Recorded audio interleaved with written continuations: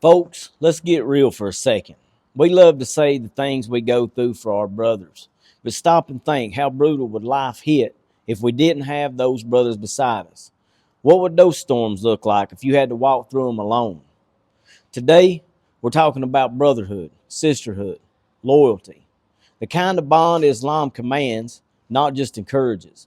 We're talking about what happens when we stand for each other and what happens when we don't.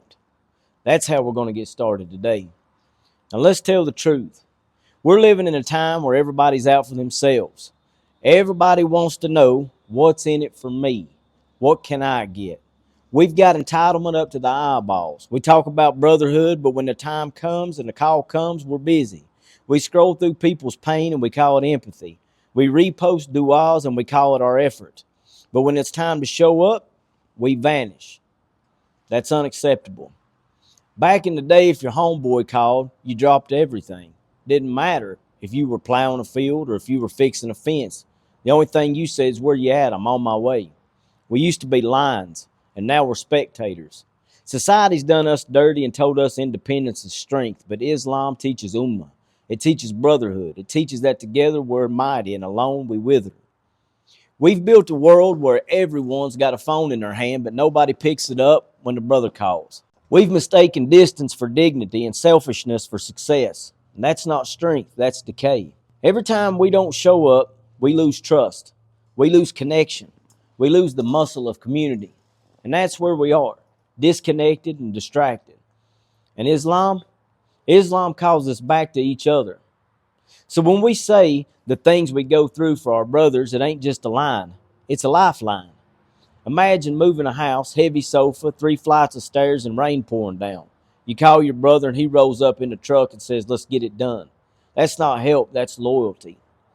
But if you call and all you hear is crickets, that's when you realize what brotherhood really means by its absence. Silence is loud. Your masjid needs paint, somebody's hungry, somebody lost their job, brothers show up, no questions, no ego, just love in motion. That's Islam lived out loud. The Prophet ﷺ said, none of you truly believes until he loves for his brother what he loves for himself. That's not poetry, that's a measuring stick. You want to test your faith? Don't count tasbih and rakahs. Count how many times that you've shown up. And this ain't just for the brothers. There's sisterhood in Islam. And that sisterhood holds this ummah together. Those women who stand shoulder to shoulder for deen, for family, for community. The sisters who pick you up when you're down. They hold the line when the world starts shaking. In the time of the Prophet ﷺ, the women weren't spectators. They were backbone. When the men marched, the women prayed.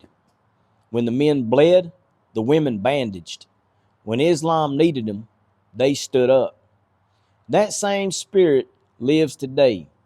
Don't ever underestimate the sisterhood. It's half the foundation of this faith. Now let's look back to where it all started. The Sahaba, companions of the Prophet ﷺ. They didn't post about brotherhood, they bled for it. At Uhud, the Prophet ﷺ was struck and he was bleeding. Abu Dajjana stood in front of him, shielding with his own body.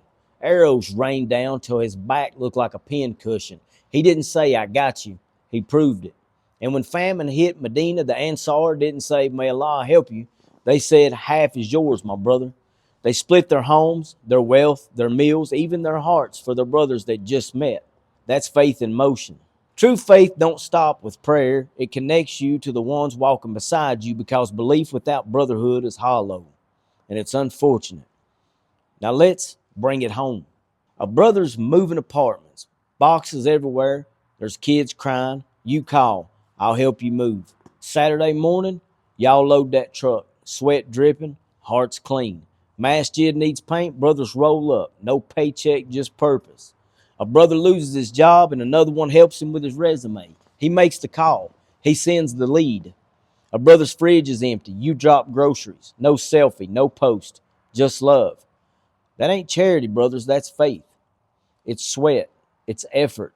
It's messy, but it's necessary. And if you don't be that brother, then who will? So here's my challenge to you right now, not next week, not someday. Call a brother, just one, and ask, what's going on with you? See if he needs anything. Load a truck, move a box, offer a ride, send a job lead. It all counts. And to my sisters, never underestimate your strength. Your compassion keeps this Ummah alive. Stand tall, show up, support. Your role is power. Let's rebuild what we've lost. A community where you know somebody will show up and where you know somebody's got your back.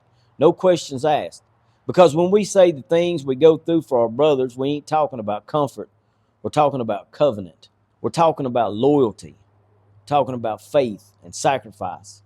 And if you can imagine how much worse it'd be without those brothers, then you know what's at stake. Don't lose it. Fight for it. Love it. Live it. Be it. Till next time, my brothers, my sisters, we stand, we build. We don't wait, we do. We don't wait, we do. And that's all I've got to say about it.